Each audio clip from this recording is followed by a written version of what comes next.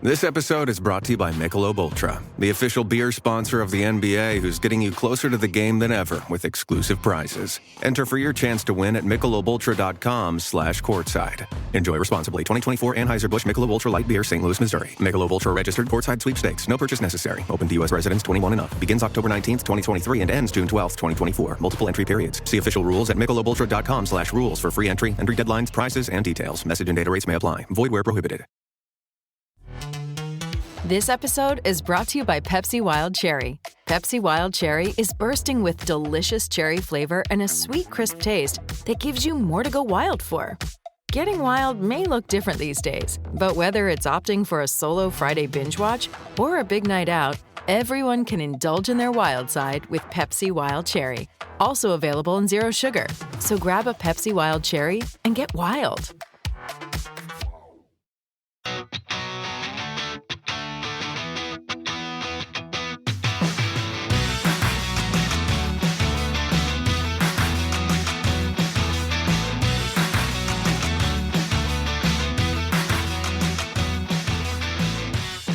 Welcome back, Ram fans. This is Rams Up, your favorite LA Rams podcast. We are proud members of the Fans First Sports Network.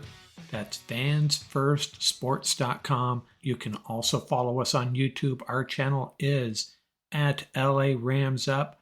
I'm your host, Mark. You'll hear from my co-host, Tom, on occasion as well. Hey, we're not Rams insiders. We're just longtime fans who love talking about our Los Angeles Rams. Let's get to it. Hey, welcome back, everybody. Another Rams Up Roundtable. I have Paul Walia and Ian Martinez with me. What's going on, Ian? How you doing tonight? I'm doing good. It's been a rainy couple days out here in LA, and anybody listening in the area, drive safe. I know we're not used to it. Just take a chill pill, cruise control, play your favorite music, listen to our podcast, right? And let's all get home safe, because I know how it is. We're not used to it. Some people can't handle it. But I know you can. Tune on the pod. You'll be all right. But it's been good. Just follow the car in front of you. That's my secret. Yeah. How you doing, Paul? Fantastic. Everything is going great. Weather's turning around out here. It's still a little nippy, but like Ian says, turn on the Rams Up podcast when you're driving to work or on your way home. Relax, ease back, and listen to the great insights that are shared on a regular basis from Mark and Ian. There you go. Yeah, we have a few things on the table to talk about. The first thing we decided was all these coaching hires, and I'm going to turn on this ticker here that I built that lists them. For those of you who are listening on the pod, what do we have here? We have an assistant special teams coach, Chili Davis, a game management specialist. Is it John Stryker? Is that how you pronounce that? Yeah, I would say that's my best guess as well. Yeah. Defensive line coach, Giff Smith, quarterbacks coach, Dave Ragone, pass game specialist, Nate Schielhaas, I believe is how we say that. Any particular coach when you want to talk about, have an opinion on? We talked a little bit about Giff Smith already, didn't we, Paul? Yeah, we did. And what's interesting, and Ian, feel free to chime in. I'll start off a little bit. So we had talked about last time about familiarity being really, really important as we start to look at as they're filling in spots. And what are we seeing? Like, for example, Ram Nation, Ragone is a very close friend of Sean McVay. So they're buddies. So once again, you're seeing the familiarity sort of come into play. And we said this was going to happen if they're making a serious run. Listen, if I'm an NFL head coach and I'm going to make a serious run, I'm going to bring in guys that I can count on, that I can trust. And that's exactly what you're doing. So they may not have the greatest expertise in the world, but I like what I'm seeing is that they're giving them sort of a niche responsibility. You're going to handle this, right? Ian, you're in charge of X, Y, and Z. I want you to do it really well. And I know that part is taken care of in terms of whether it's our offense and our defense. But what they are also doing, the Rams are doing a nice job of supplementing that and bringing on these young, impressive coaches from the college ranks, right? And sort of building that sort of internal knowledge base right? That young, hungry knowledge base, and they have a common thread. The famous, when we used to talk about Sean McVay and he used to sleep at the stadium or he slept at a hotel across the stadium. Yeah. These workaholics that he sort of loves, these people that eat, breathe, and sleep football. That's what he's bringing in, because that is really the reputation of Chili Davis and Shieldhouse from Iowa State. Now, I do like that hire in particular. I'll tell you why. I love that Iowa State offense. Those Niner fans out there, they like that because of Brock Purdy, right? And real quick, Paul, Yeah. just everybody, because I've seen a lot of confusion on the Rams hemisphere of internet. It's not the Iowa Hawkeyes, where their offense is not the greatest. It is not them, everybody. It is the Cyclones. Iowa State Cyclones. They're red and yellow, not the black and yellow where everyone thinks defense only. Okay, I saw a lot of confusion, like, what is McVay doing? Why is he getting an Iowa guy? It's like, no, Iowa State. Let's just get that clear, okay? Where Brock Purdy went to, by the way, and had a nice Big 12 career. So, Iowa State. I just wanted to share that before you continue, Paul, because I know a lot of people are getting confused out there. No, I appreciate that. So the scouting on him has been nothing but positive. You know, I took a look at some great stuff from college ranks and now from the pro ranks, people chiming in. And it was nothing but positive. Rising star, that's how they describe him. Very innovative, great communicator. Hey, who did we used to always say that about, right? Great communicator in terms of working with the players. Like I said, very innovative, works really hard. I think one was interesting that he was almost like he was a quarterback at Illinois, and he was looking for a coaching gig, and like his first real responsibility, he was almost like a special assistant to the head coach, almost like a gopher type setup. And he was willing to do that because he just wanted to get a coaching gig. And they really said that really showed how committed he was. Similarly, great stuff written about Chili Davis. Same thing. Kansas State has always had a phenomenal reputation for special teams. So he's coming from a class sort of team that does that very, very well. And he's bringing that expertise, also described as a workaholic, you know, committed to, loves the sport of football, eats, breathes, you know, sleeps it. And he's also very, very well described in the way he relates to players and getting the maximum out of the players. That was something that was written about him several times. And really catering to the strengths of the players and maximizing their potential. I like that hire. I'm hopeful that's going to bring some energy to the special teams. Special teams has looked really, really flat the last 2 years. So I'm hoping this will put some energy into that. We need it, Paul. Jesus, it's like special teams was killing me all season, man. God. Absolutely. And there's no reason for the Rams not to have a great special teams, because almost by de facto, if you have a great offense, you got to have a great special teams, right? Because you're playing field position and you have like this depth on your offense where you have great returners, etc. I do like the hire, and I would love to hear your feedback from both of you. Hiring of Stretch to handle some of that in-game management, some of that decision-making. And the Rams are not the first team to do this. Pretty much standard now across the NFL, right? Certain assigning a coach who's responsible for the 2 versus 1, which we know has been a big deal. When do you go for 2? When do you go for 1? Clock management, when to challenge, those type of things. I think this is a great hire. I think this is going to help Sean McVay tremendously. Whatever they can take off his plate, I think is going to be really, really important, so he can sort of just get hyper-focused on what he has to do with the offense and a little – I guess you're not giving up in-game management as a whole when you're a head coach, because you can never do that. No, but I just think it just shows how seriously they're taking 2024. And it also hopefully shows that McVay actually has some self-awareness, because he hasn't been good at that. He has not been good at clock management and timeouts. Guys, think about all the burnt timeouts when the play clock is going to hit 0 and we're going to get a penalty. How many times have we burned timeouts through the last 6-7 years? It has to be some of the most in the league. I couldn't find that exact stat, but just watching other games, watching us and how insanely tilted in our negative direction that is, we have to be number one in burnt timeouts before the play clock. We have to be. So, what is it, John Stryker we're talking about, right? The game management coordinator. We're just going to say Stryker, everybody. If his name is anything else pronunciation or I think they call him Stretch. His nickname is Stretch, I think. Interesting. Well, then, hey, I'm going to call him John, the game management coordinator, just to save any mispronunciations. But look it's an important part of the game now, analytics. It didn't used to be just all gut, and a lot of it still is that way. But look everyone from the Tennessee Titans and others parts of his knowledge and his brain power, people just can't stop talking about it. Diana Rossini, who's a big former ESPN reporter who now does stuff, I think, for The Athletic privately. She's ranted and raved because she's covered the Titans throughout the years that it was a great hire.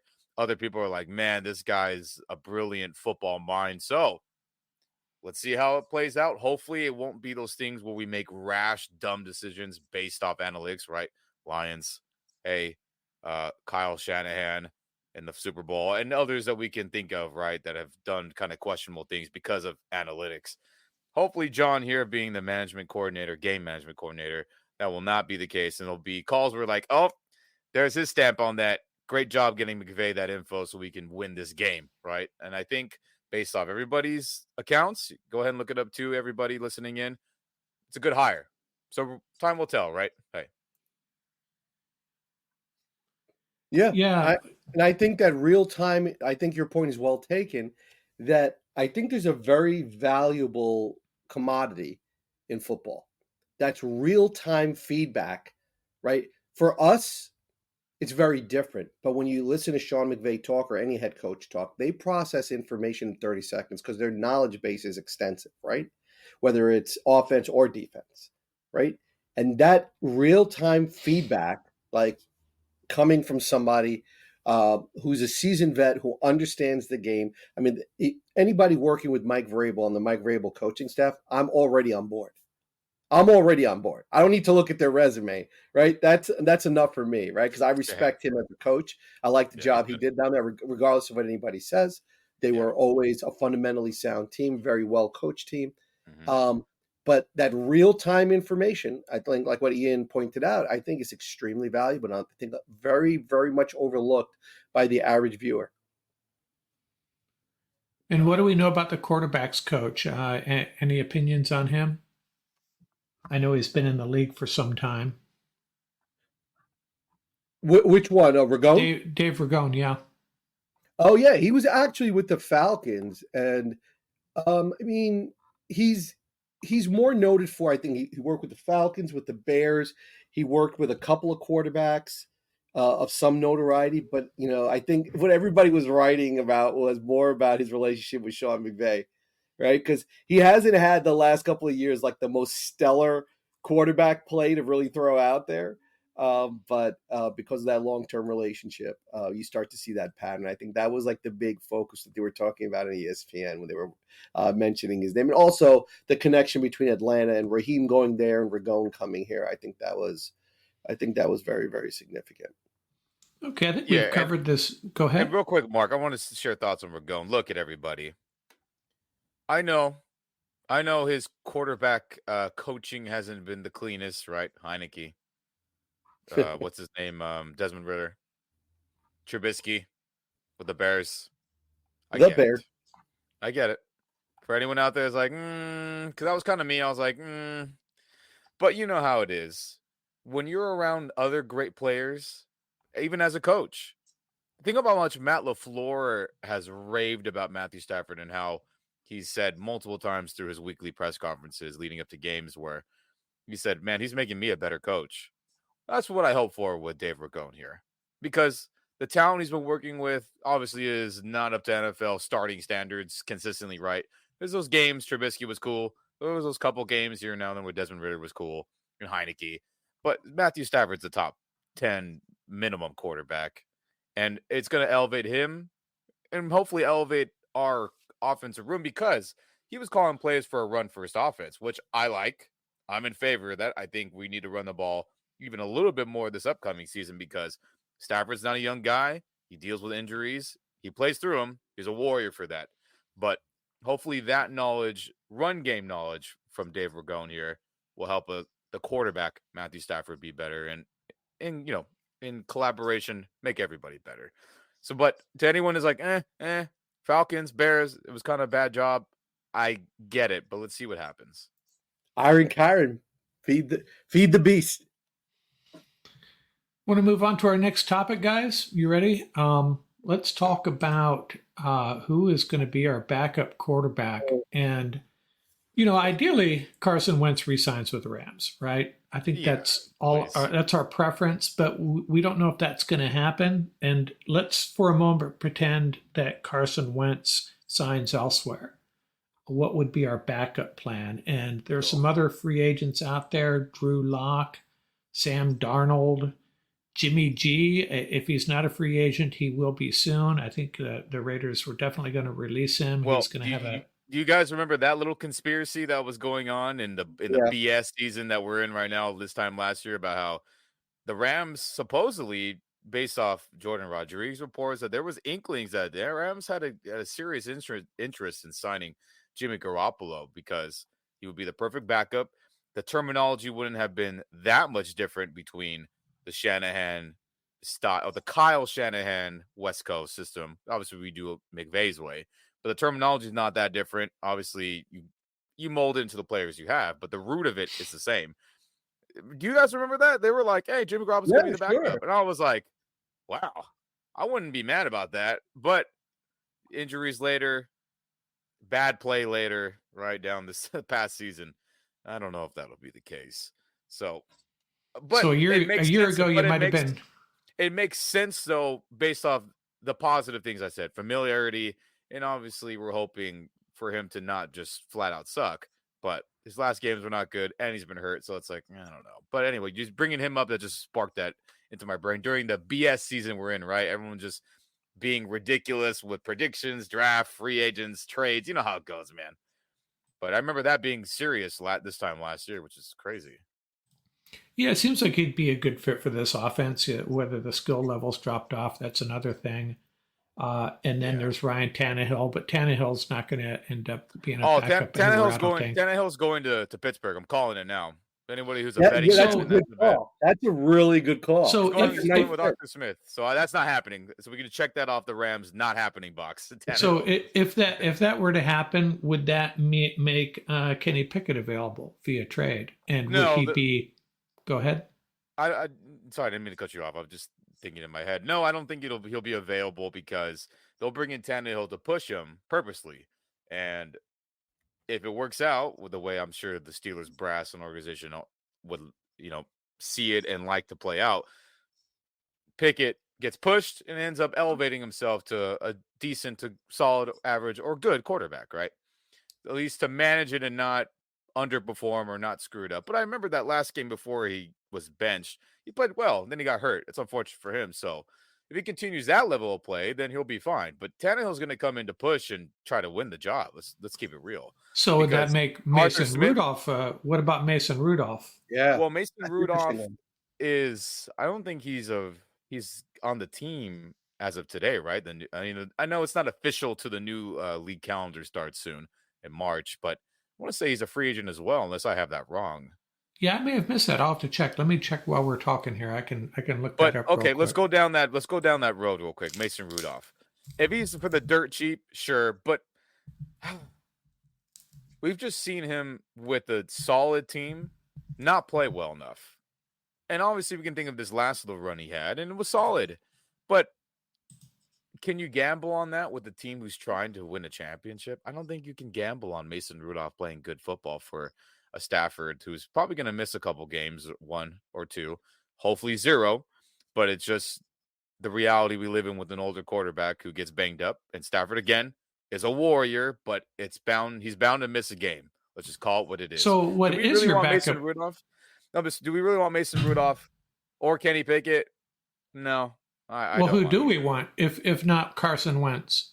Well, off the top of my head right now, I wouldn't be mad about Jacoby Brissett being the backup. Love Jacoby. I wouldn't be upset having Tyrod Taylor be our backup. I think he'd be good enough to win a game. Him and Jacoby. I wouldn't be upset having Gardner Minshew, who I think is a starting quarterback, by the way. I think that'd be awesome. You like the Just trying to stash. think. All right. I mean, I'm trying to think. Josh Dobbs. There was enough. I thought of him too. Yeah, that would be okay. I'm just trying to think off the top of my head here. What about Drew Lock? What are your thoughts on Drew Lock? Oh, and Drew Lock. I mean, look, he had that nice, fun little, Monday night game. I want to say right when he beat the Eagles. Mm-hmm. That's great. He's got a lot of arm talent, but he was in a McVay-esque offense and couldn't perform with Shane Waldron, right? And obviously, Shane is not Coach McVay, clearly. But if he wasn't performing well and couldn't beat out Geno Smith in that offense, I mean, I don't know. I mean, again, all these guys we're going through, they're not ideal other than, like I said, a Minshew or a Brissett, who I think could start long-term, especially Minshew. But Drew Lock, for the vet minimum, maybe, but it's a complicated. It's a lot of nuance with all these players too, right? And I just think we have to seriously invest great thought and great time and resources into that position, which is why I'd be in favor of a Brissett or a Minshew for you sure. Still top prefer priority number one. Would you prefer Wentz over all of them, though? Of course, but I thought we went down that lane if he's not coming back. So, yeah. I mean, Wentz number one because he seemed like he had a great time here. He talked about how McVay and how coincidental is that Baker said the same thing. They both said how much they've enjoyed playing football here. McVay makes it fun for them to go to work every day. That leaves a serious impression on people, right? A lot of these players, I mean, I know there's some baseball players right now talking about how it's just a job. It's not my priority. I just show up and do my thing. Football players primarily are not like that. They're maniacs. And sometimes there's some bad instances where the love gets taken away. Baker was that way. And Wentz is that way. And they've both said the same exact thing, how much McVay made them love football again, including OBJ said that too. So I think I have a gut feeling he's going to come back because I don't think there's some starting gig of that's a team is really going to try to reel him in to sign. We may have been fortunate that he only got to start one game. Yeah, I mean, I would love him back, but again, we're going down the road of not Tyrod Taylor, Jacoby Brissett, Gardner Minshew. Those are my top three guys in no specific order. Maybe Minshew number one for sure, but that'd be great because Tannehill's not going to be an option. Everybody, I'm telling you, he's going to Pittsburgh. So everyone, I think wishing on that he's not coming. Tannehill definitely has that positive profile where I could see a coach falling in love with him in the sense of the leadership, the experience. He's been in the trenches. He's been in the wars. Players respond positively to him. He's got enough ability to get the ball down the field. He's got enough ability to win it with his legs that if you have to, you need somebody to execute an offense, not necessarily carry the offense. I think you're looking at Tannehill.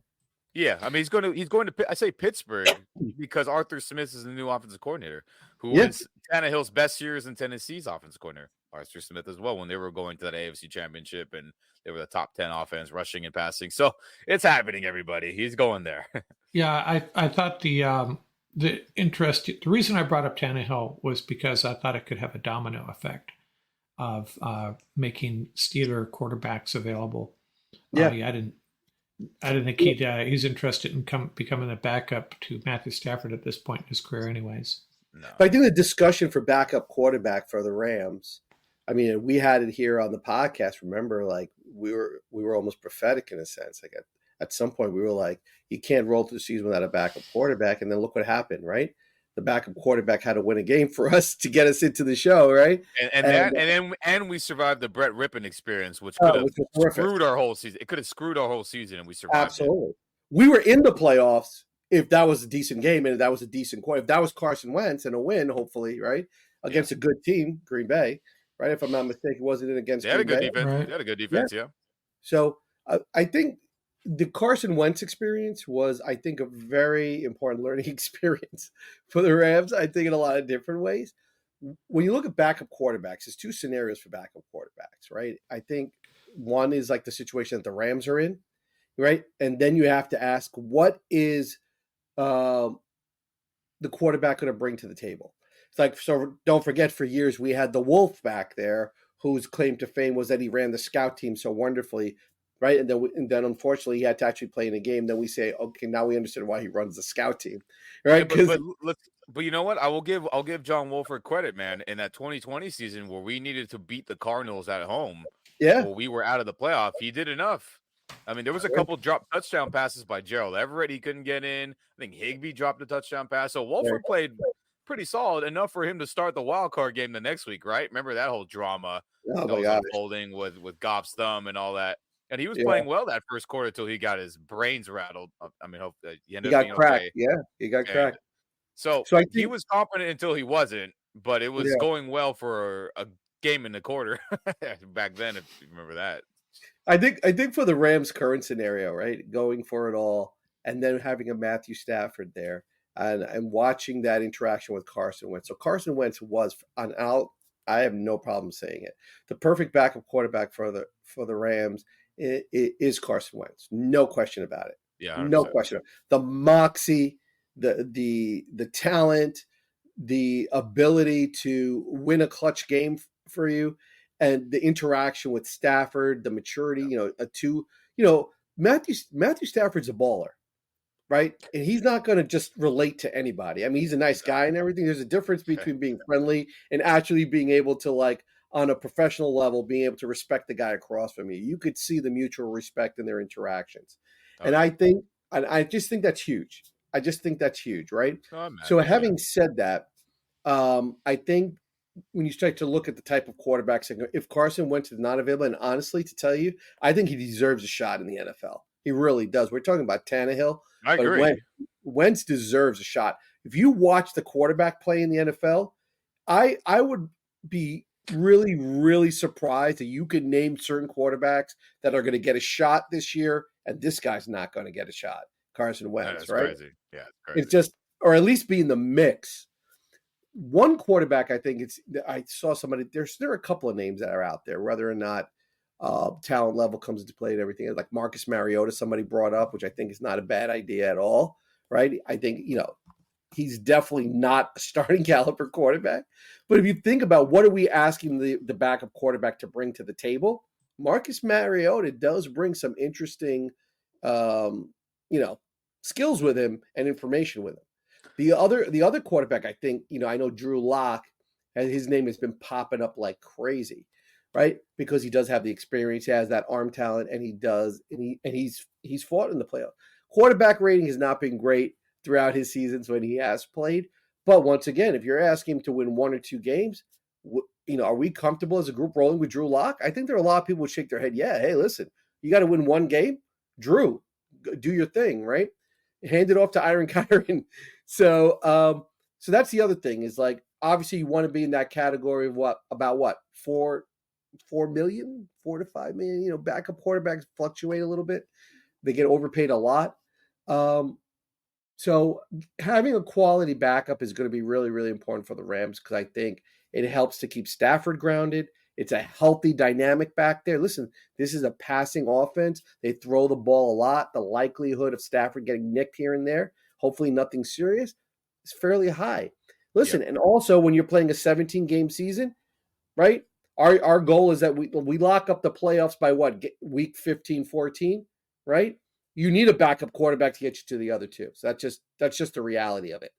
So I think, the first question you have to ask yourself is, what is the backup QB going to bring to the table, as opposed to maybe in a different scenario when you need a legitimate backup quarterback, maybe play an inordinate number of games. Now, while you were talking about that, and you were talking about his opportunity, Wentz, which he deserves, I agree with. Honestly, I can see Raheem Morris and Zach Robinson saying, "Hey, 100%. Carson, 100%. We're Heineke and Ritter. That's not our guys. You want to come do it till we figure it out?" I can see that happening. I didn't think about them at all till you were talking about it. And I was like, "What about Heineke?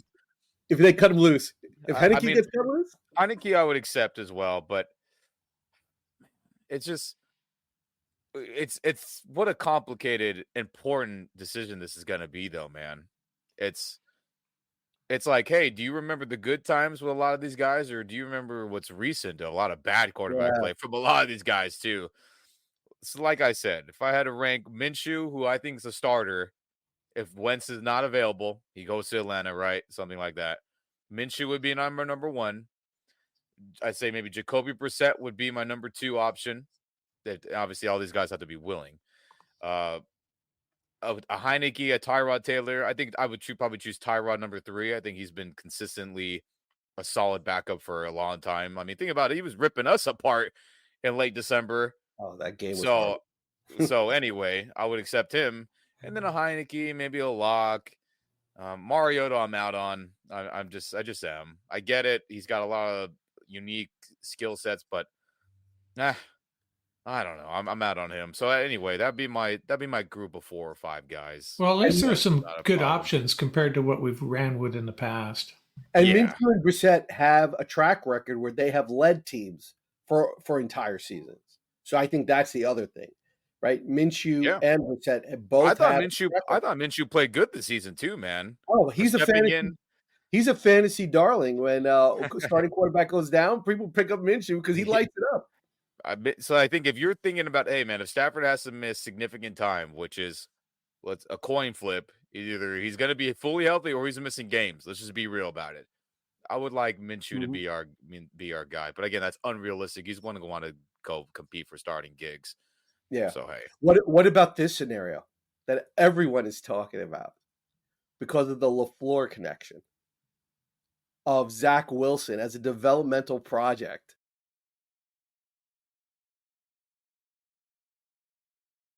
look it. Matt LaFleur and Zach Wilson didn't get along together. No, they did If I not. remember that right? Am I wrong on that, everybody? Well, that's what Am I wrong on surprised that, a lot of gentlemen? people about the LaFleur hiring was because the I think the 2 years prior, it was not exactly stellar in terms of production. No. And if I'm wrong on this, correct me, please. Did we hire somebody from the Jets quarterback? Right, Yes. Rob Calabrese, I want to say, or Calabrese. yeah, I want to say Yeah, Calabrese. Calabrese. He was the quarterbacks coach for the last 3 years with the Jets. Yeah. I mean, what if we're hiring people who couldn't get Zach Wilson right? And obviously Sean McVay trumps anybody who has ever worked with Zach Wilson. I get it. But we're gonna bring in a quarterback who didn't get along with 2 of our staffs, our top offensive guys, right? LaFleur, and obviously Calabrese is going to be an assistant, but we really think that's just going to suddenly be okay. Let's just keep it real, guys. I see the Zach Wilson stuff. I see it from our fan base. I see it from other content guys in the Rams community. And there's some arguments about the talent, this, and that, but it's based off his film of being incredibly inconsistent, making terrible decisions tons of times, coupled with our staff who didn't work well with Zach. It's not happening. And we got to give up draft capital. Forget it. I'm totally not in on that scenario at all. Zero. Yeah, I Well, think they might push the eject button on him. So it may not be a draft capital scenario. They might push the eject button on him. Yeah, I think a lot of that talk, and I may have been partly to blame for it, I think it was Steve Young said that Zach Wilson he did needs say that. he needs to get his butt to L.A. and let Sean McVay help him get his mind right. Can I tell that you may why? have been where it all started. Yeah, can I tell you why I think that where that thought process comes from and why I think, and not necessarily just to Zach Wilson. So Zach Wilson basically came in as a very immature player. Very, very immature player. I mean, if you look at numbers, he was after everyone's moms, right? That was the whole thing. Ian has to That's the Ram whole Nation, you know Ian's gonna bring you the TMZ gossip. You know that's what's gonna happen. He's gonna bring it hard. But that was a big thing. It was like, oh, he's not practicing enough. He's the he's the MILF hunter. La la la la la. You know, that was a running joke. Like, oh, you know, the Jets fan base. That's my quarterback. Yeah, yeah. And look how that turned out, everybody. Jesus. Anyway, continue, Paul. Sorry. So I think for a lot of scenarios, it's that he came into the league and a lot of quarterbacks are in this scenario when they come into the league. They're not ready for the position they're being thrust into. And think about that. How many quarterbacks, New York Jets quarterbacks, the track record over the last how many you want to go, how deep you want to go, that have not done well. Correct? I think Chad Pennington was the last solid one, right? That's Yeah. probably the last. That's probably the last one. I mean, Sanchez had those couple years where he was cool, but like Chad Pennington was probably the last like 3-4 year run with the Dolphins. You're like, he was pretty solid. All right. Even So Tannehill, like Tannehill was better when he left the Dolphins too, which is crazy. Yeah. All right. Oh, Jets. Excuse me. I'm getting Don't forget Fitzpatrick. Yeah, Don't forget Fitzpatrick. Fitzpatrick. Fitzpatrick used to get people excited too, right? So I think the thought process basically is that you're getting you're buying low on high talent, and you're really looking for Sean McVay to work his magic and say, look, sort of like with Baker Mayfield to some degree. I think the parallel with Baker Mayfield, I think, is appropriate. I don't think Zach Wilson is as far along in his development as Baker Mayfield was when the Rams got him. But I think that's what people are sort of gravitating to. They're saying they're making the Baker. I think that's what Steve Young was doing. He's making that Baker Mayfield, Zach Wilson comparison and saying, like, look, if there's a similarity here in that dynamic, that you're going to go in low, get this kid who's got oodles of talent. Listen, he's got oodles of talent. Head wasn't right. Listen, got two choices. Listen, either this is your shot, or you're going to be out of football. I don't even think people are going to give him a legitimate backup shot, because what is he going to bring to the table? What's he going to bring to the table? Think about that. We're talking about backup quarterbacks. Look at Ian. Ian's bringing up a backup quarterback that people in fantasy football love him as a backup, right? This guy throws for yards. This guy throws for points. Can we really say that about Zach? No, not at all. No, we can't. Look at to chime in real quick, in that exact scenario, we need the backup quarterback to win a game or multiple games. It is very likely that's going to be required with Stafford going forward. Let's just be real. I don't trust Zach Wilson to get the job done. What has he done and shown that? So I get Steve Young's point for rehabilitation. Sorry, we're not in the rehabilitation mindset right now. This isn't this last season where we were in rehabilitation and growing the team. We're now, if we don't make it past the divisional round, or we don't get to the second round of the tournament, it's a failure of a season. Let's just be honest. That's where we're at now. We got to get to at least round 2. And even then, I'm sure a majority of the fan base would be sad and upset that we didn't at least get to the NFC title game. So we're not in this. Let's see what happens with the backup quarterback who could be really good or could be a good backup. We don't got time for that. So I don't think giving up draft capital, signing him, coupled with his play in tandem with the coaches who didn't work out well with him, they had issues, our offensive coordinator and our new hire, I'm out. That's true. The Baker Mayfield run was more about, let's just not be a total embarrassment to ourselves. Get us through the end of the season. And to Baker's credit, everyone acted like he was some terrible quarterback after he tore his shoulder. Let's see. Whatever your top 5 quarterback is out there, everybody, play good with a torn shoulder and his throwing arm. Come on. He saved the Cleveland Browns from the pit of misery, right? That first year. Then the second year, he had Freddie Kitchens. That was a not good hire, so that was wishy-washy. And then they finally got a legit coach. Mayfield should have beat the Kansas City Chiefs and should have been in the AFC title game. It wasn't for some fumbles by his offensive receivers, right? He played good enough to beat Mahomes, and obviously Chad Henne had to come in and yada, yada, yada. Mm-hmm. But he played good football, and then he gets hurt, and then everyone thinks he sucks. So I don't think this scenario is anywhere close to the Zach Wilson one for anyone who wants to compare it to that, whether that's Steve or anybody else. It's not even close. Baker was more talented. Baker played in way bigger games at Oklahoma. I mean, come on. He was lining up Baker, Georgia in the Rose Bowl. We're going to this BYU guy. Come on. But you can't argue the fact that Baker Mayfield's demeanor, his approach to the game, and his relationship with Sean McVay was wholly different, right? While he was with the Rams, than any year that he was at Cleveland. By far. Yeah, completely different player. You saw it in the interviews. You saw it in the sidelines. You saw it in the sound bites. You saw it on the field. It was a completely different persona altogether as a person. And I think that's the snapshot that people are holding on to. I think somewhere down the line, Mark, I'm sorry, I didn't mean to cut you off, but I'll be brief, is that I think there is going to be a reclamation project somewhere, whoever that person is, because I think people have seen that. I think it makes a lot of sense. Whether or not that's going to be the eventual backup successor to Matt Stafford will be interesting. I'm hoping it's Justin Fields. I'm going to go on record as saying that. Somewhere down the line. I'd rather have Justin Fields. At least Dude. we've seen him pull off insane plays to will his team to victory. I haven't seen that from Zach Wilson. Can you imagine that, Mark and Ian? Can we just stop and think? Can you imagine that? Let Stafford do his ring chasing, right? And then when he's ready to call it quits, you can hand the rock off to Justin Fields, who's had a couple of years to hold the clipboard and just listen on the headset and learn from both Stafford and McVay. Did we just not put together a dream scenario here? Patience sometimes is a virtue. I get it, Paul. The point is just giving up the draft capital. I'm just not down, man. Oh, no. I'm just saying. Yeah. I'm just throwing out like what was brought up, and I was. Yeah, I get it, but a lot of I've heard that talk too. And real quick on that. I mean, all these scenarios where it's Zach, it's Justin, anyone under contract, like, no. Let's sign a veteran free agent quarterback who I know who is better than, I can throw the football better than them two right now. Zach Wilson and Justin. Let's be real. No giving up draft capital. Let's keep no F them picks. Let's keep those picks unless it's for Josh Allen or the outside linebacker. I'm for that. But yeah, with Justin would be cool, but no draft capital. I just can't do it.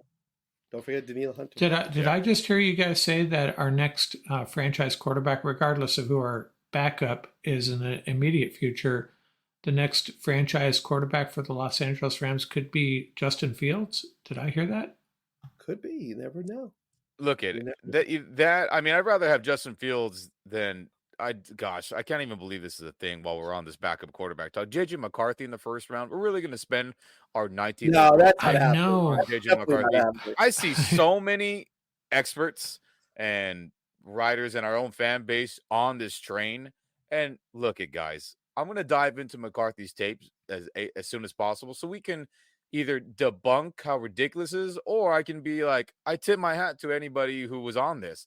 I'm going to find out for real, not your highlight tapes, I'm going to watch his film sincerely and give you an objective answer on how I feel about him. But as of right now, the 19th overall pick we're going to spend on JJ McCarthy. Not going to happen. Yeah, doesn't make sense to me either. Calm down on that, everybody. I'd rather have Justin Fields than him. I'd rather have Justin Fields than Wilson. But everybody slow down. Let's just keep building this team to make a deep playoff run. Why are we so consumed by who's going to be the future? We have a top 10 quarterback today. We still got 3 years. I think Stafford can play for another 3 years at a high level. Let's just everyone chill out. Let's get a Tyrod, a Minshew, a Jacoby. Yeah, I think what we need to do is do our homework like we've been talking about on the draft. And I think the three of us and Tom as well, by the way, Tom couldn't join us tonight. He'll be on next week, hopefully. Figure out what is the right move for the Rams with that 19th pick. And there's a lot of, I don't want to ruin another episode, but man, it's going to be a fun discussion. Trade up and try to draft a left tackle, stay at 19 and draft a cornerback, move back and get a couple good players in the second round. Man, they have a lot of flexibility though. And the other thing we have to remember is free agency comes first, right? So any discussions you have to have, and that's what I've been trying to do with my mock drafts is make some assumptions of what they do in free agency, but it's all guesswork. It's really, but it's fun. It's fun to talk about. Oh yeah. The mocks, our conversations are always good, but agreed. Got to see what the signings are going to be once the new, calendar year hits very soon in March, and that'll dictate everything else, right?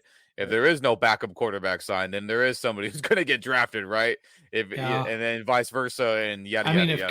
If Dotson signs with someone else on the first day of free agency, it changes my entire approach to the draft. And don't forget the late cuts too. You still got the late cuts that are going to happen. Yeah, so cap casualties, which is that's a great place to find a quarterback. Great place to find a quarterback. And by the way, a little hint for Rams Nation: don't drink the Kool-Aid when it comes to the draft in first round. Yeah, guys, we're in BS season right now. Everyone's lying. People saying draft picks can't take a test, right? CJ Stroud, that was just a bunch of BS. Oh yeah. All the agents making up stories to fluff up their players. I get it. So this is going to be a lot of just nonsense until guys are signed, guys are legit drafted. Just watch out. It's fun. I see the edits of Fields in a uniform, Rams uniform. I've seen the edits of McCarthy in a Rams uniform, and it looks cool. You're like, oh, that could be kind of fun, and yada yada yada. There's a Khalil Mack one, which I think that's actually realistic. So just be careful, be objective about it. We can, if it happens, then we'll take it serious then for any of these trade signings or whatever is going to happen. But remember, we're in BS season. Not a lot is happening. Let's just be careful. For all you mock drafters out there, take a picture of your first round rankings, because once the combine happens, they're all going to be upside down. You're going to see all sorts of players flying all over the board. And another thing you can do is go back and look at the last 2 or 3 drafts, look at the first round and see how many of them have been total washouts as well, and compare it to what the experts were saying about these players. And we get, going into the draft, you think there's going to be 30 Hall of Famers, getting picked in the first 30 picks. And speaking of that, I've seen some redraft articles from Bleacher Report and a bunch of other spots and sites where they all have Puka and Kobe Turner in the top 15, and every single one I've kind of clicked on for fun. Kobe Turner and Puka Nacua are top 15 at minimum. A lot of them are in the top 10, but it's just funny how that is. How you never know. And like we always say, it's one big lottery ticket, and how many scratches are going to get to hit the jackpot. Oh yeah, you want to have want to entertain yourself, go dig up Aaron Donald's draft profile. Oh yeah, some of those guys are Danielle Hunter's. One of the best pass rushers in the league. Remember, he was playing at LSU, but remember, he was a primary run defender. And in big letters, go look it up, says not a dominant pass rusher. I know. Yeah. Crazy. Hey man, so you can never undermine the determination and the FU factor, right? That's what Baker's talked about tons. OBJ, when everyone thought he's washed. We can go down Cooper Kupp, thought he was pretty good, and obviously third rounder's not terrible, but all these players, it's like, hey, FU, man, I'm good at this, and that. Aaron Donald had that mentality, and look what happens. Guys become stars, superstars, and get paid the big bucks. So, hey, Danielle Hunter, if you want to win a championship, please sign with us. Come on over. Come chase the ring, baby. Come chase the ring. Yeah, that he seems to be at the top of a lot of people's lists about as far as free agency, and that's what we can talk about right now. We're not going to get into the draft a lot this episode, but at the end here, Paul and I are going to share a couple of names for us to all go do some homework on. Yeah. But for now, let's talk about free agency. You mentioned Hunter out of Minnesota. We'll start with you, Ian. Who are the free agents that you're eyeballing for the Rams?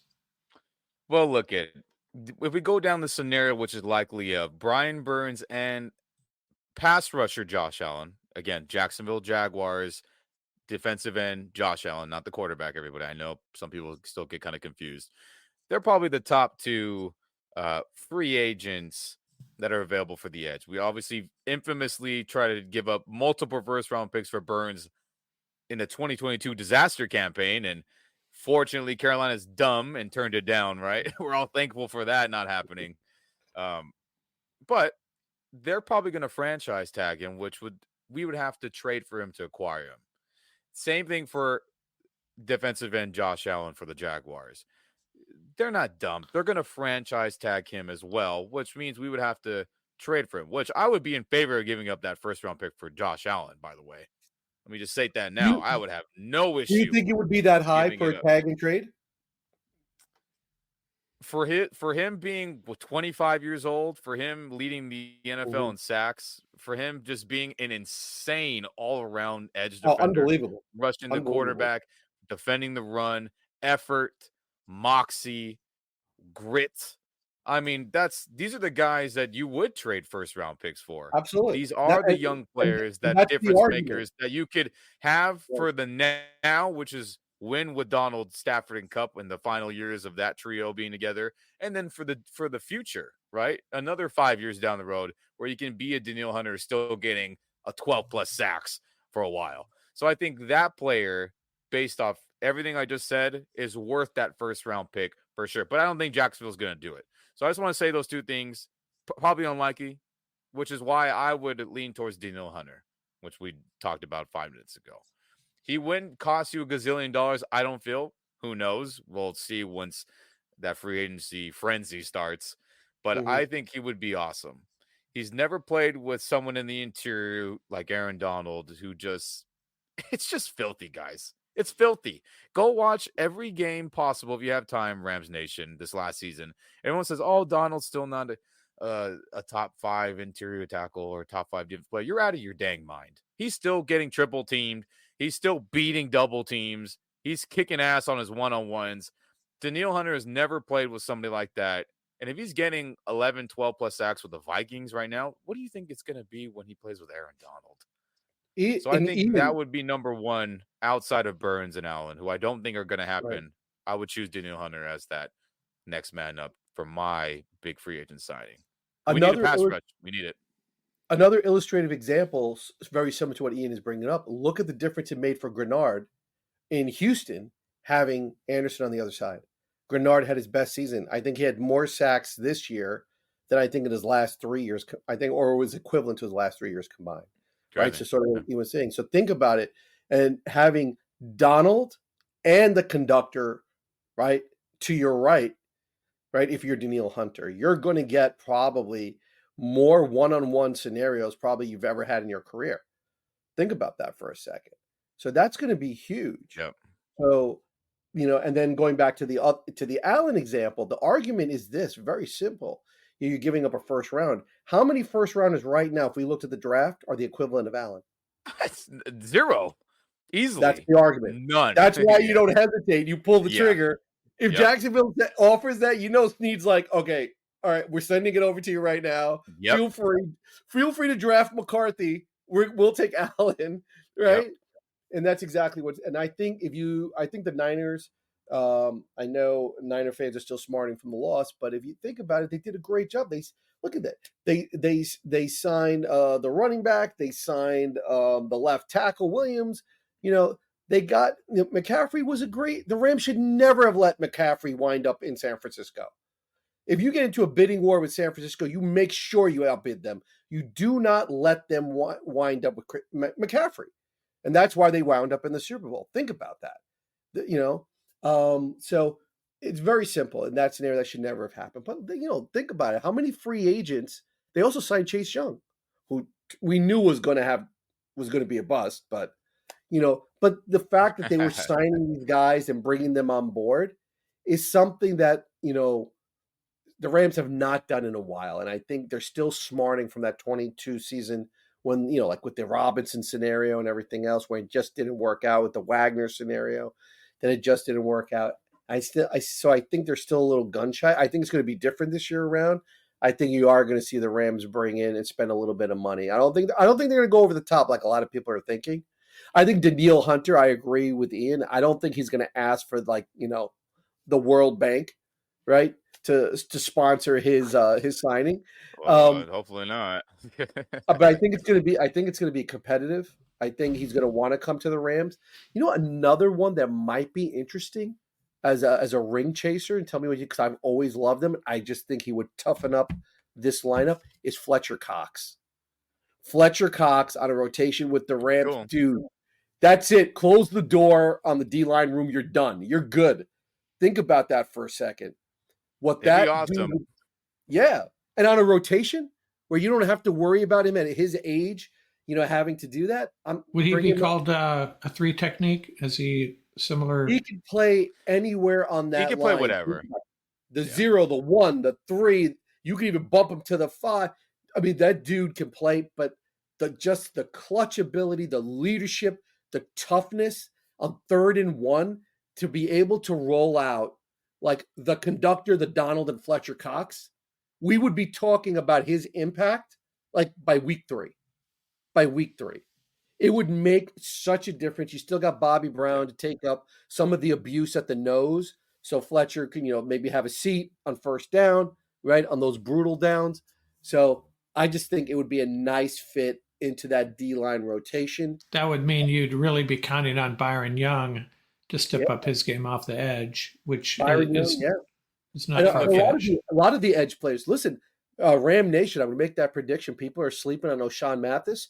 He's going to wake some people up this offseason. O'Shawn Mathis is going to raise some eyebrows. I like his development. I like the Fletcher Cox fantasy scenario we just had right now. That sounds great. But he's so loyal to Philadelphia. I just can't see him leaving. I mean, he's been signing cheaper and cheaper every year because he's an Eagle for life. He's said that. I think he's going to chase I would enjoy that. Ring. I would enjoy that, but I just realistically, I try to be realistic with a lot of these things. I don't see that happening. Maybe also. What about a mid-season trade? It's not impossible. Things are not going well for Philadelphia and the Rams are in it. It depends how he's playing too, though. I mean, that's a big part of it. Will they trade him if he's playing well? But if he's not playing well, why should we trade for him? We're in that weird. It's in that weird nuanced situation. But my dirty free agency fantasy is what we talked about in previous pods. Khalil Mack, right? Oh yeah, rejoining with Gift Smith. We've talked about it because, real quick, if anyone didn't listen to that episode, hey, we need you listening. But in case you didn't, Khalil Mack has the 9th biggest cap hit for any player in the entire NFL. The only non-quarterback that is higher than him is David Bakhtiari, which Green Bay is going to release him because of that. So right now, Deshaun Watson is $63 million against the cap, which is insane. Khalil Mack is ranked 9th with 38. Obviously, that's a big difference, but you're not going to pay an edge defender or have that cap hit, I should say, not pay him. Have that cap hit be almost $40 million for an edge defender. And yes, could they rework his deal? And I hear that. No, they can't unless they extend him. You cannot rework the cap for any player unless an extension is made. This is his final year as a Charger. We'll see if that ends up being the case. But does Jim Harbaugh and that new staff want to re-sign Khalil Mack? I think they probably should because he's good. But is that the move they're going to do in? Yeah, they have 4 players. Yeah, they have 4 players right now with $30 million cap hit or more. Yeah, who's number 10? Joey Bosa, the other outside linebacker, is 10th in the entire league too. So one of them two for sure is not going to be on the Chargers. Hopefully, it's Khalil Mack. So my dirty free agency scenario is Khalil Mack and Danielle Hunter both signed for the $10 million range each, right? That $12 million range, and then we have Byron Young to be like that Obo Okoronkwo starting level player rotating in, right?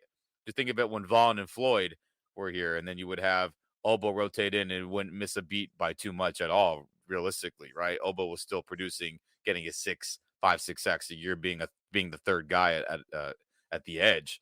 So if that is somehow possible, oh baby, that'd be great. Khalil Mack's a no-brainer. There's certain guys that you want on your roster, regardless of stats and production. You want them on your roster. Yeah. And people forget about Von Miller. When Von Miller was traded, there were a lot of people that were down on Von Miller. Oh, people said he was done. Yeah, they were like he was in the twilight of, and well, Buffalo found out the hard way. But the one, I'll give Buffalo the benefit of the doubt. Like weren't anticipating him blowing his knee again. Right, exactly. Right. I mean, shoot, it sucks for them. But the fact was that before the Rams pulled the trigger on that deal, a lot of people were down on Von Miller, right? Oh, for sure. Yeah, injury prone, not the same guy. Doesn't care about the Broncos anymore, which is ridiculous. That one, you obviously love Denver, still does, but all that nonsense. So yeah, it's crazy. The key to free agency, in my opinion, is when you look at a player, is you have to see how that player fits in terms of the destination. And if you look at the Rams and what they need, not just in terms of like actual play, but in terms of the psyche of the team, think of this defense, what Khalil Mack would bring, the physicality. You brought up Leonard Floyd. By the way, Leonard Floyd's a free agent too, by the way. He's not coming back. That'd be cool, but he ain't coming back. I think I saw a quote recently. He's like, where Buffalo reporters asked him what his decision was. He's like, well, I'm going to follow the money. So it There ain't you going to go. be here. There It you ain't going go. to be back with us. And I love Leonard Floyd. It was sad to see him go because I thought he played good football his entire time with us and was a big reason why we won a He was a championship. beast. He But was great, man. Khalil Mack being able to play the strong side for the Rams, I think is going to be huge. So Byron Young can stay on the weak side. I think that's going to be a big difference because Byron Young cannot play the strong side. So whether or not Byron Young is going to take that next step in terms of his own development and become the pass rusher that can win consistently from that side. Remember, there's a big difference, Ram Nation, when we talk about strong side and weak side, particularly for pass rushers. Pass rushers on Byron Young's side, they're going against left tackles, who are the best pass protectors on the team, correct? One advantage of being able to rush from the other side is that you're going up against no way to belittle right tackles, but there's definitely a differential in pass protection capability between the two. The other thing is you have to be able to lock down on the run.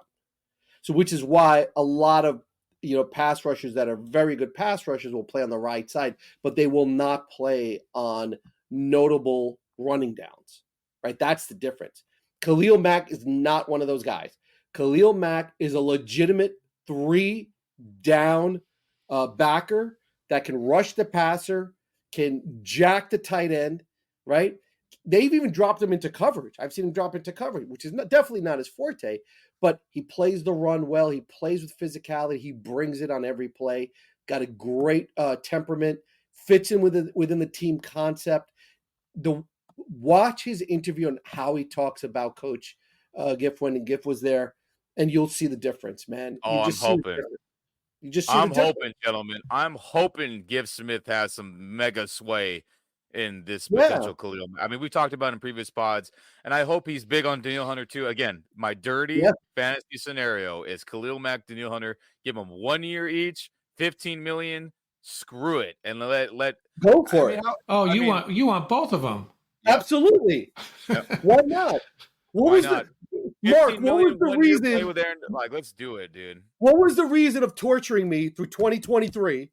Right? If now that you freed up the money, you're not going to bring the big boys on board. Yeah, it reminds me of we were talked about that one play, the first play from scrimmage, 49ers offense against the Rams defense in that NFC Championship game.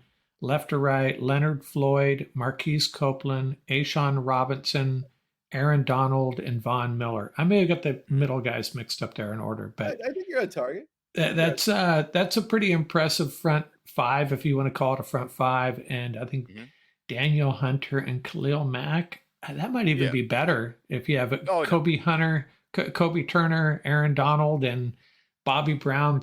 Pick a fifth guy.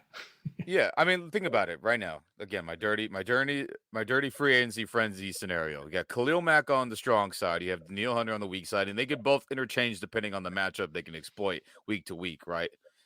Them on your outsides, you have Donald, Kobe Turner, and let's say Bobby Brown, and then you have Ernest Jones and Roseboom. How do you not feel good about that front seven right there? Byron Young, O'Shawn Mathis on the rotation. And then Byron Young, O'Shawn, and then even Hoyt. Michael Hoyt and Hoyt as your backups rotating in. That's a great rotation right there. Did you mention Nick Hampton and Keir Thomas as well? I don't know if you mentioned them. They both have potential. You got Jonah Williams. You got DeJuan Johnson. So, yeah. So you got guys that you could definitely roll with. Listen, take care of the front seven and be strategic with who you're bringing in free agency and draft wise for the secondary. The Rams are not that far off from having a defense that can rock with the best. Yeah, and we're past an hour here, and I wanted to talk about another free agent position. Let's save it for another time. And I think you kind of hinted at a position I want to talk about at some point is safety. And I know it's not a position the Rams put a high premium on, but we have two starters that are free agents, and maybe that's okay if they sign the guys you guys are wishing for. Maybe Russ Yeast and Quentin Lake are the answer. We'll just roll with those guys. Jason Taylor, the 7th round draft pick, barely played last year, but I think they got to make some moves in at the safety position. And maybe it's hopefully bringing Jordan Fuller and or John Johnson back, but I don't know. We'll see. You want to save that for next time? Is that something we can give some thought to and talk about next roundtable? Absolutely. Yeah, it sounds good to me. And real quick, again, one more time, the crazy, dirty fantasies, free agency frenzy scenario I have: 15 million each. Screw it, if they're willing. Khalil Mack, Daniil Hunter. Let's go. That would be my. Oh, I would melt if we can pull that off and address the I kicker. think it's going to happen. That'd be such a win. I think it's I think going to we're happen. gonna get one of the two. I think we're for sure gonna get one of the two. Right. I think 100%. But I obviously, think they're both coming. I don't see Daniil. What other situation could you give Daniil Hunter that's better than coming to the Rams? Think about that. And he probably already lives in Malibu. He's going to do. He's going to coach. He's going to call Coach O'Connell. He said, "What are your thoughts about me going to the Rams? What do you think about working with McVay? What do you think Coach O'Connell's going to say?" He's like, "Dude, we'd love to have you, but dude, you're going to love it there." And Khalil Mack, it's like I don't have to sell my house. I know like the familiarity. I just got to change locker rooms, right? Every now and then, right? I mean, I don't think you can get a better scenario right now. And that's like the Rams' selling point. They don't really have to go bananas on the free agency side. They really don't. They have a lot of really good young talent. And they have to have the confidence that their young talent is going to improve for the upcoming season. Have the big boys that they can count on supplement Aaron Donald so that he doesn't have to carry the load again. And remember, the Super Bowl and the Rams Super Bowl taught us a great deal. Offenses in the NFL are too good. I don't care what defense you are running. You are not going to be able to deliver a knockout blow if you think you're going to, I'm going to run a zone when they think I'm running a man. I'm going to run a man. I'm going to run a zone. That's not going to do it. The way you're going to deliver a knockout blow is how are you going to do it, boys? You're going to go get into the backfield, and you're going to knock that quarterback on its derriere. That's the bottom line. And that is how you win in the playoffs. Look at what happened in the Super Bowl. Look at what happened when the Rams won the Super Bowl, how they close it out. Not just in the championship game, but in the Super Bowl, how they close it out.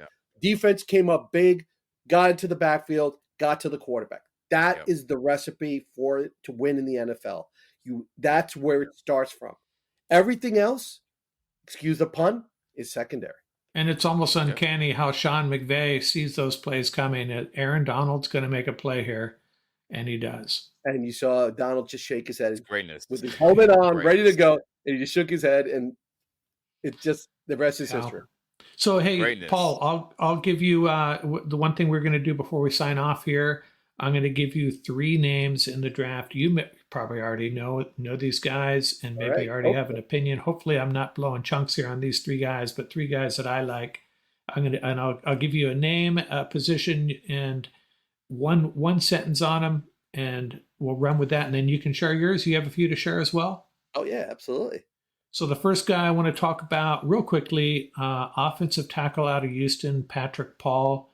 I know some other Ram media personalities, shall we say, are already talking about him. I stumbled across him independently, and maybe a starter at the left tackle in the second round, perhaps, that knows how to pass block.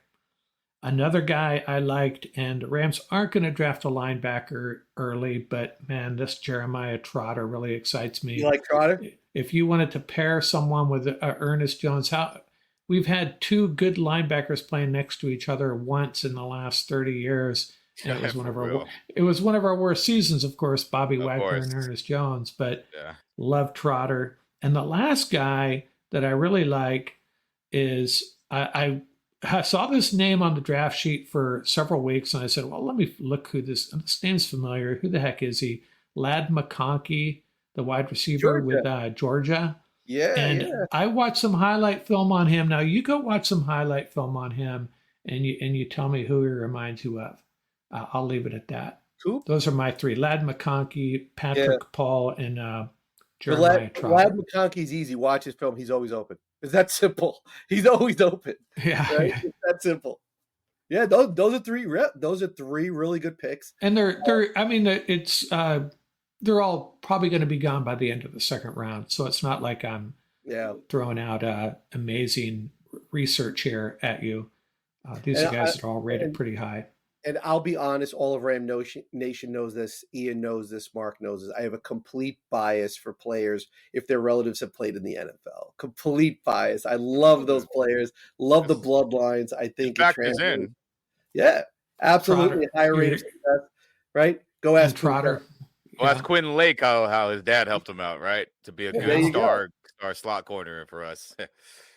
Sure. Yeah.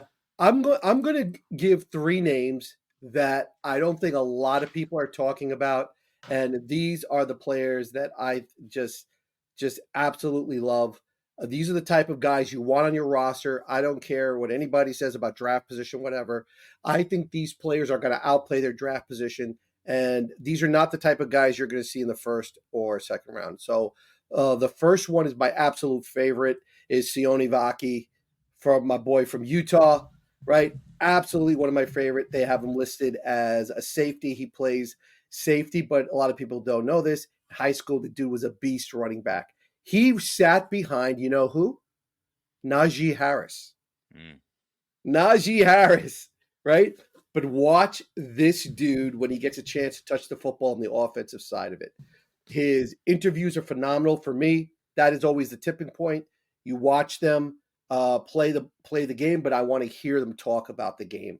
And that tells me that, that's what sold me on Puka last year, right? Was just that Puka factor of the grit, the determination, the fearlessness. This kid has it all. I call him high velocity Vaki, right?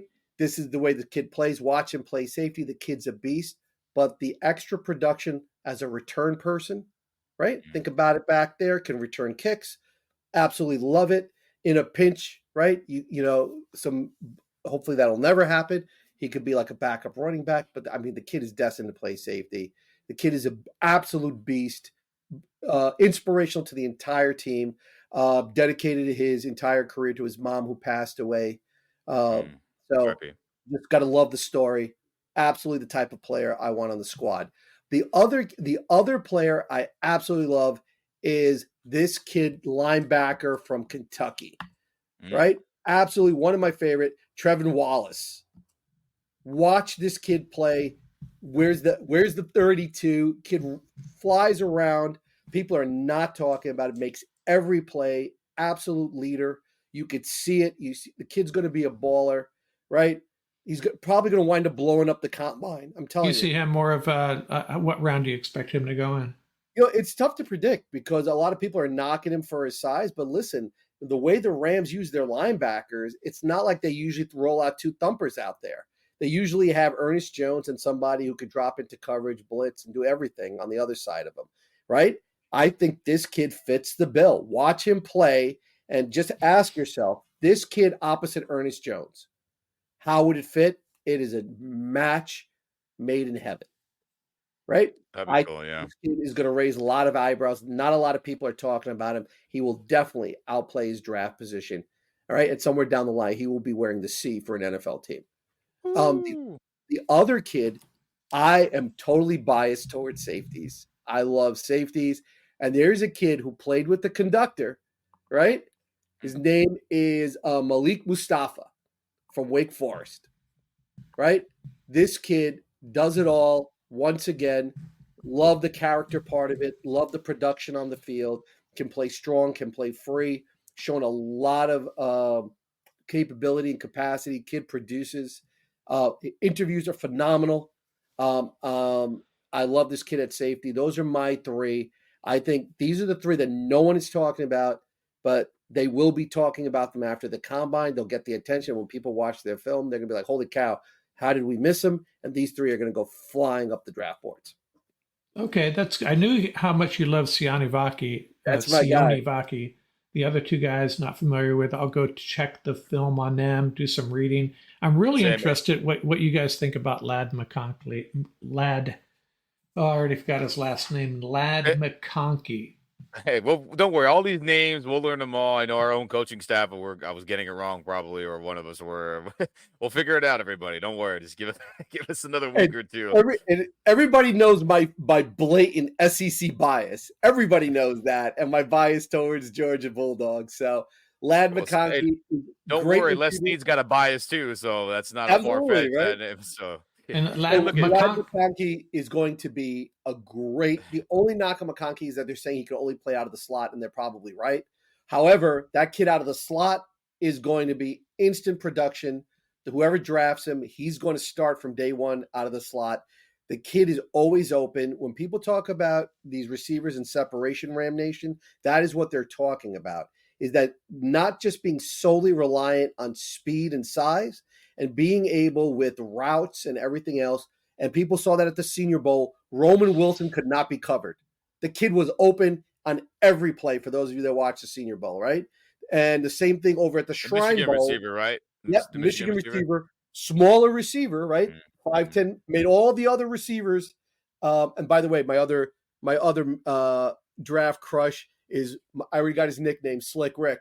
Ricky Pearsall, the wide receiver from Florida. Custom made for the Rams. He can play slot, outside. That kid is smooth.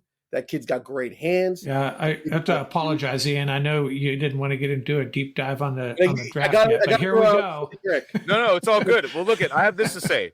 About the draft, and I'm gonna do my film study. I'll be ready to rock soon. Don't worry, everybody. We got time. I want to see how free agency plans out first, and that'll really dictate our focus. Yeah. But I will say this: I have no 3 to share right now.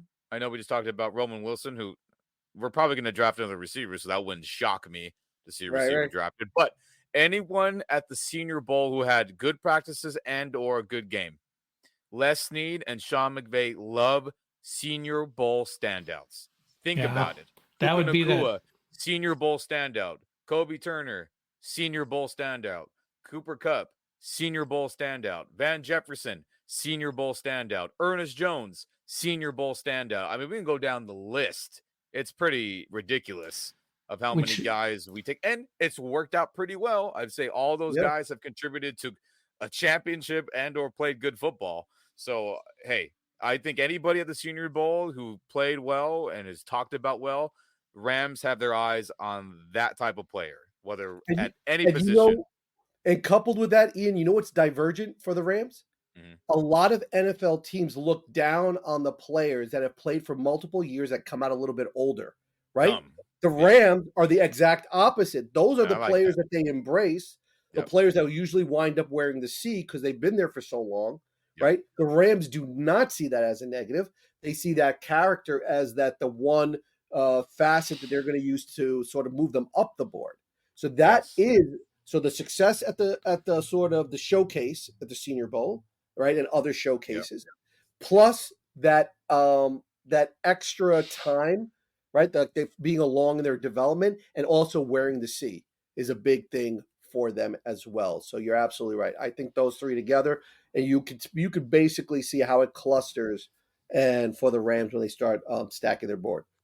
Yep. Yeah, there's a couple. Guys, I'm telling you. Yeah, and there's a couple of Senior Bowl standouts I know that everybody's talking about, and that's the first thing that occurred to me. They're probably on the Rams' radar.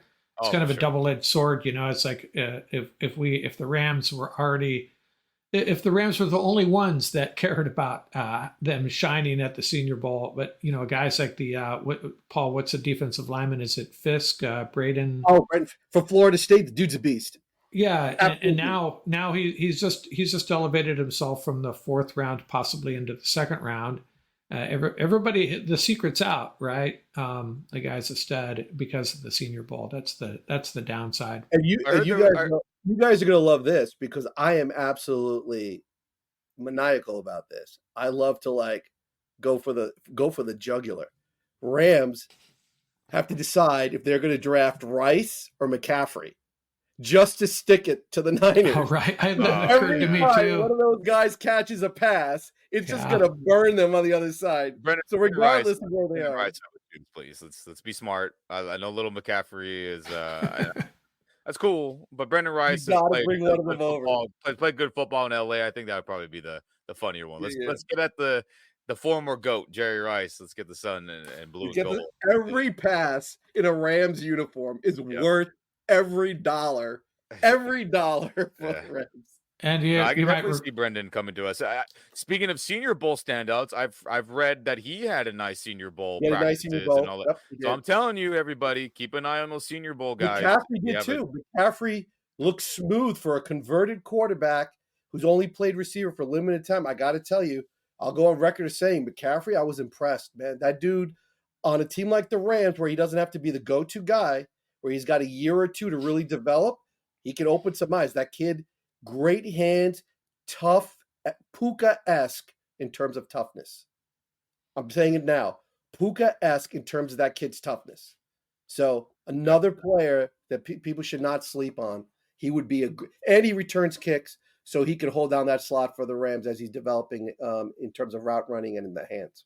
And you know who else really elevated their stock in the Senior Bowl was Spencer Rattler. And I didn't have a high opinion of him. I read some negative things about him, but they're saying he was the best quarterback there. But take it for what it's worth. That's not saying much because the other quarterbacks were like horrendous. Yeah, right. Okay, so did a little bit of a dive into the draft. We'll get back to it next time, next episode, next roundtable. Well, I'll send some notes out to you guys. We'll find something to talk about and start getting into the draft a little bit more free agency. We'll talk next roundtable. Let's definitely talk about safeties, and we'll probably get into the draft a little bit, but try to keep the focus on free agency for the time being. That makes sense. And re-sign Dotson. Re-sign Dotson, Steve. Come on, buddy. So basically, you want to re-sign Dotson, re-sign Witherspoon, sign Hunter, and trade for Josh Allen and Khalil Mack too. You want to be the best rounder, and Fletcher Cox. If you want to be the best, you got to bring the best players and keep them on your roster. That's the bottom line. Yeah. Easy scenario. Yeah, I'm with you on that. I think the Rams are in a really good position to make a run at it. The 49ers are dealing with some emotional turmoil. They have some salary cap issues to deal with, and the Rams are in a good position to make a run at it, and I think they will. Yep. I mean, guys, free agency starts in 3 weeks. Like, it's on. Yeah, it's on. Yeah, and we got the franchise tags coming up. We know who's probably going to wind up being franchised. There are a lot of names being bounced around. I mean, the Rams are in a real positive situation where the Rams do. I think where the Rams do their best work is in the late signing of free agents. I think they do their best work. They get a lot of value. They're pretty patient. Yeah, for the players they bring in. And that's why we need Tom on too, because Tom understands some of the contract intricacies and some of the tricks that Les Snead and Demoff can pull to make it all happen. You look at the salary cap, the effective salary cap space, and then it doesn't really look like much, but there are things they can do as far as bonuses and this and that. Tom can speak to it a lot better than I can, so we need to get him back on for the free agency discussions. I think that'll be a lot of help. Shoo. And look, man, teams are going to figure out what their cap situations are, right? We talked about Khalil and Bosa, how insane that is for the Chargers and so forth. Cap casualties. I mean, it's 3 weeks, gentlemen. It's on. And we're going to find out a lot about how our team views this upcoming season, depending on what they do. And obviously the money's got to fit all together, but we're going to find out. You know, Ian, which team I'm spying for free agency? Who's in a horrendous cap situation? Miami. They're gonna be surprises there that the Rams could leech off. They're gonna be like, boom, there you go. Well. Yeah, we'll see. We have the money to take advantage. That's right. Yeah, I think the Rams are in a really good position. It's also a really good time, in my opinion, to make a bet on the Rams because I think their odds are going to improve. I mean, shoot, gentlemen, there's already experts in some of the big networks that are already saying Rams Chiefs Super Bowl. Wow, really? Yeah. I mean, not everybody, but there's a couple out there that feel good about our squad, and that's cool and all. But hey, we have a long way to go before we're gonna, get Patrick Mahomes dethroned, right? Get those edge rushers, get that pass rush, baby. I've wanted to see those two teams in the Super Bowl ever since that game at the Coliseum. Oh wow, that would be awesome. That would be awesome. Man. Yeah, we were in overtime. We were the old overtime rule away from that probably happening. Right, because Brady got the ball first when it was still sudden death, and they beat Kansas City in that AFC Championship game, which made a Patriots. So we were the old overtime away from that reality happening, which would have been crazy. Yeah. Okay. Hey, good episode, guys. It was a lot of fun. And I really enjoy you taking the time to talk Rams football. We'll do it again a week from now if you're up for it. Oh, Always happy to talk football with my Ram brothers. Okay. Thanks a lot, guys. Out here from Rams Up. Ram Nation, double barrel ram horns. Let's go, baby. Remember, get to the quarterback and run the ball. That's how you win games in the NFL. Run to win, baby. Got it.